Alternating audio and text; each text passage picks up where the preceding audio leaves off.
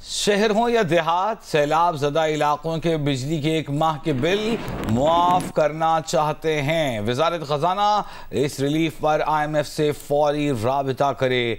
वज़ीर आज़म ने बड़ी हिदायत जारी कर दी है। वज़ीर आज़म ने कहा है कि वज़ारत ख़ज़ाना IMF के साथ इस मुमकिना रिलीफ पर बातचीत करे ताकि सैलाब से मुतासरा इलाकों में लोगों को फौरी रिलीफ दिया जा सके। ज़राए का बताना है कि बिजली के बिल्स में 1 माह का रिलीफ दिया जा सके और पाकिस्तान के सैलाब ज़दा इलाकों में भी बिल्स में 1 माह का रिलीफ दिया जाएगा।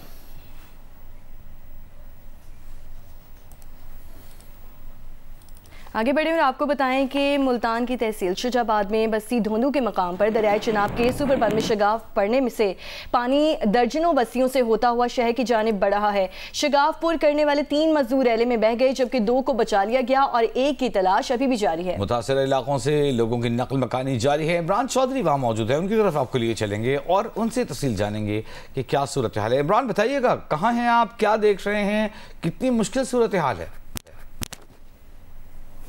जी बिल्कुल, दरिया चिनाब का पानी पहले जो था वो तहसील जलालपुर में तबाही मचा रहा था और अब उसने तहसील शुजाबाद में तबाही मचाना शुरू कर दिया है। गुज़श्ता रात जो है वो बस्ती मुकाम पे जो फ्लड बंद टूटा है, उस फ्लड बंद के टूटने से पानी जो है वो सेटल्ड एरिए में आ गया है और वहाँ के लोग जहनी तौर के ऊपर बिल्कुल तैयार नहीं थे। उनको रातों रात जिस वक्त बंद टूटा, मसाजिद में ऐलान किया गया, पुलिस ने ऐलानात किए, इंतज़ामिया ने ऐलानात किए, उनके पास सिर्फ इतना ही वक्त मिला उनको कि वो अपना जो सामान था वो उठाकर जो नज़दीक बंद था उस बंद के ऊपर जो है वो ला के रख देते। हम उस इलाके में गए, इस वक्त उस बंद के ऊपर ता हद नगाह जो है वो लोग ही लोग हैं और उनके मवेशी ही मवेशी हैं। ये जो जिन बस्तियों में पानी जा रहा है उनमें बस्ती मिठू है, बस्ती माड़ा, बस्ती ढोंदो, बस्ती सोमन और इसका रुकनहट्टी, बगड़े, बंगाला, ये बहुत बड़ी आबादी वाली ये बस्तियाँ हैं। 1 दर्जन से ज़ायद बस्तियाँ हैं, इनके अंदर काफ़ी सारे चकूक हैं। तो ये लोग ज़हनी तौर पर तैयार नहीं थे, इनके घर भी उस तरह से डिज़ाइन नहीं थे, रोड लेवल के साथ बने हुए थे, इसलिए वहाँ पर बहुत ज़्यादा जो है वो नुकसानात हो रहा है और लोग अपनी मदद आपके तहत इस वक्त जो है वो रोड पे बैठे हुए हैं और पानी जो है वो मुसलसल वहाँ पर बढ़ रहा है। जो पानी आगे तहसील जलालपुर जा रहा था उसमें थोड़ा सा यहाँ पे इस शगाफ डलने से थोड़ा सा वो स्लो हुआ और अब पानी का रुख जो है वो तहसील शुजाबाद की तरफ है। लेकिन अभी इंतज़ामिया का ये कहना है कि तहसील शुजाबाद का जो शहर है उसको ख़तरा नहीं है, लेकिन अगर पानी की रफ्तार इसी तरह से रही तो आने वाले चंद घंटों के बाद वो देखेंगे कि शहर को ख़तरा है या नहीं। अलबत्ता पानी जो है वो शहर की तरफ बढ़ा है। दूसरी तरफ जो है वो तहसील जलालपुर का नौराजा भुट्टा एक इलाका है, वहाँ पर भी जो है वो फ्लड बंद टूट गया। उस फ्लड बंद टूटने से ये दरिया सतलुज के पानी के बचाव की वजह से ये फ्लड बंद जो है प्रेशर की वजह से टूटा है। उससे भी जो है वो आगे काफ़ी सारे चकूक हैं, 86, 87 और 88, ये चकूक के अंदर जो है वो पानी आ चुका है और अगर पानी इसी तरह बढ़ता रहा तो जो जलालपुर से जो रोड जाती है लोधरा को, उस सड़क के ऊपर भी पानी आ जाएगा और उस सड़क का भी बंद होने का अंदेशा है अगर पानी इसी तरह से बढ़। चौधरी, मुजफ्फरगढ़ की तहसील अलीपुर में सैलाबी रहने के बावजूद लोग अपने इलाकों से नकल मकानी नहीं कर रहे और उन्हें चोरों का डर है। लोगों का कहना है कि घर अकेले छोड़ें तो कश्तियों पर सवार डाकू घर का सामान चोरी कर लेते हैं। मज़ीद जानेंगे वहाँ पर मौजूद हमारे नुमाइंदे मोहम्मद अदनान मुश्तबा से। जी अदनान मुश्तबा, बताइए। जी, मुजफ्फरगढ़ की तहसील अलीपुर में जो है इस वक्त तबाही है हर जगह। जहाँ पे भी आप जाएं, दही बेट के इलाकों में वहाँ पर तकरीबन 10 से 12 फुट कम से कम पानी ठहरा है। लोग लेकिन फिर भी नकल मकानी नहीं कर रहे कि लोग अपने घरों को नहीं छोड़े। अगर छोड़ भी रहे हैं तो उनमें से 1-2 लोग हैं वो अपने घरों की छतों पर भी मौजूद रहते हैं। लोगों से जानने की कोशिश करते हैं कि यहाँ पर लोग क्यों नकल मकानी नहीं कर रहे, क्योंकि उनकी जानों को भी खतरात हैं। जिला इंतजामिया की जानिब से भी बार बार ऐलानात किए जा रहे हैं कि अपने घरों को छोड़ा जाए और महफूज मकामात पर मुंतकिल हुआ जाए, लेकिन क्यों नहीं छोड़े ये इन्हीं से जानते हैं क्यों नहीं छोड़े। वो नुकसान से ना पे लोग मडिया कटी पे माल कटी पे यानी कि माल बच्चे पे वो कटे पे जो संदूक जिवरात छोड़ के उवे लुटी पर वो आते हैं, हमें सामान के जो बाहर निकाल देते हैं, फिर रात को वो वहाँ पर जाके वो जरा दूसरा सामान भी ले आते हैं। अच्छा, यहाँ पे पुलिस की जानिब से भी कोई भाई नहीं है, कोई नहीं, एक बोतल नहीं मिली पानी की। हुकूमत से मुतालबा किया है कि उन्हें जो है सिक्योरिटी फराम की जाए, उनके इलाकों में जो इलाके खाली हैं उधर भी सिक्योरिटी फराम की जाए ताकि जो चोरी डकैती की वारदातें हैं वो ख़त्म हो सकें और लोग फिर नकल मकानी कर सकेंगे। अमरीकी मैगजीन फॉरेन अफेयर्स ने पाकिस्तान के मुकाबले में भारत पर इन्हिसार की अमरीकी पॉलिसी को नाकाम करार दे दिया। अमरीकी मैगजीन का कहना है कि भारत कभी भी अमरीका का काबिल भरोसा शराकतदार नहीं रहा। भारत अमरीका की तवक्कुआत पर पूरा ना उतरा। पाकिस्तान ज्यादा काबिल एतमाद शराकतदार है। अब अमरीका को पाकिस्तान पर एतमाद करके देखना होगा। ट्रंप ने पाकिस्तान की दहशतगर्दी के खिलाफ इक़दाम और भारत से कशीदगी में कमी की कोशिशों को सराहा है। अमरीका और पाकिस्तान के तिजारती और तवानाई मुआहदे दोनों के लिए फ़ायदेमंद हैं। रिकॉर्डिंग समेत पाकिस्तानी वसाइल में अमरीकी सरमायाकारी खित्ते को मुस्तहकम बना सकती है। अमरीकी मैगजीन का कहना है कि भारत पर एक तरफा तवज्जो खित्ते में दरारें और जंग का खतरा बढ़ाएगी। पाकिस्तान की कौमी सलामती पॉलिसी में अमरीका और चीन के साथ मतवाज़न ताल्लुकात पर भारत पर मरकूज़ अमरीकी पॉलिसी पाकिस्तान को दूर और खित्ते में वाशिंगटन को कमज़ोर करेगी। इस सारी सूरत हाल पर हम बात करेंगे। साबिक सफ़ीर सीनियर सिफारतकार अब्दुल बासित साहब हमारे साथ टेलीफोन लाइन पर मौजूद हैं। किस तरह देखा जा रहा है इस तवाज़ुन को जो अमरीका भारत से दूर हो रहा है, पाकिस्तान के करीब हो रहा है? अब्दुल बासित साहब देखिए, पाकिस्तान ने तो हमेशा यही चाहा है कि अमेरिका के साथ हमारे ताल्लुकात बाहमी मफादात में की बुनियाद पे हों और हम बड़े अरसे से काम भी कर रहे हैं और बहुत सी चीज़ों पे पाकिस्तान और अमेरिका के दरमियान जो है बहुत सी चीज़ों पे इत्तेफाक भी है। हमारे इंटरेस्ट भी कन्वर्ज करते हैं और कोई वजह नहीं है कि पाकिस्तान और अमेरिका के दरमियान ताल्लुकात में वो गर्मजोशी पैदा ना हो जो होनी चाहिए, जो वो सब्सटेंस ना हो जो होना चाहिए। और मुझे इस बात पे इत्मीनान है कि फील्ड मार्शल आसिम मुनीर के विजिट के बाद और उनकी 18 जून की मुलाकात के बाद प्रेसिडेंट ट्रंप के रवैये में भी एक लिहाज से या उनकी सोच में कुछ तब्दीली आई है और वो पाकिस्तान को पॉजिटिवली देखते हैं। पाकिस्तान इस हवाले से मैं समझता हूँ कि हमारे लिए बड़ी इस वक्त एक अहम अपॉर्चुनिटी हमें मिली है, जहाँ हमारे स्ट्रेटेजिक ताल्लुकात चीन के साथ हैं, वहाँ चाइना अमेरिका के दरमियान भी कुछ प्रॉब्लम्स हैं, हमारे ताल्लुकात अमेरिका के साथ मस्बत एक ट्रैजेक्टरी पे जा रहे हैं। तो हमारे लिए एक मौका फिर आया है कि जो थोड़ी बहुत मिसअंडरस्टैंडिंग्स हैं चीन और अमेरिका के दरमियान, हम उनको भी दूर करने का उनको दूर करने में एक अपना किरदार मस्बत किरदार अदा कर सकते हैं।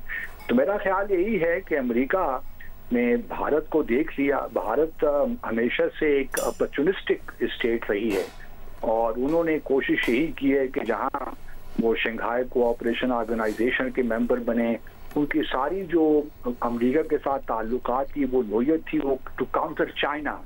पाकिस्तान में ये नहीं है। हमारे जो दो तरफा ताल्लुकात होते हैं वो किसी तीसरे मुल्क के खिलाफ नहीं है, लेकिन अमेरिका और भारत ने जो ताल्लुकात अमेरिका के साथ बनाए हैं वो चाइना के खिलाफ बनाए हैं। तो हमारी कोई ऐसी सूरत हाल नहीं है। हमारे अगर चाइना के साथ ताल्लुकात भी हैं तो वो अमेरिका के खिलाफ नहीं है, वो चाइना के खिलाफ भी नहीं है, फॉर दैट मैटर अमेरिका के इंडिया के खिलाफ भी नहीं है। तो हमारे लिए एक बड़ी अच्छी पोजीशन इस वक्त है और मैं इत्तेफाक करता हूँ इस जो आर्टिकल का जो मेन थ्रस्ट है कि अमेरिका और पाकिस्तान के दरमियान ताल्लुकात को मजीद मजबूत बनाया जाए।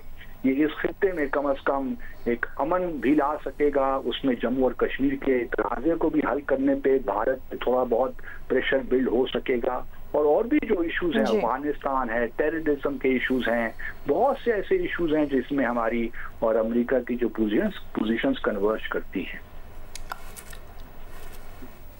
बहुत शुक्रिया अब्दुल बासित, साबिक सफ़ीर सीनियर तज्ज़ियाकार हमारे साथ मौजूद थे। साबिक सदर आज़ाद कश्मीर मसूद ख़ान हमारे साथ मौजूद हैं। बहुत शुक्रिया आपके वक्त का। कैसे देखते हैं आप इसको कि अमरीकी मैगज़ीन का कहना है कि भारत कभी भी अमरीका का काबिल भरोसा शराकतदार नहीं रहा?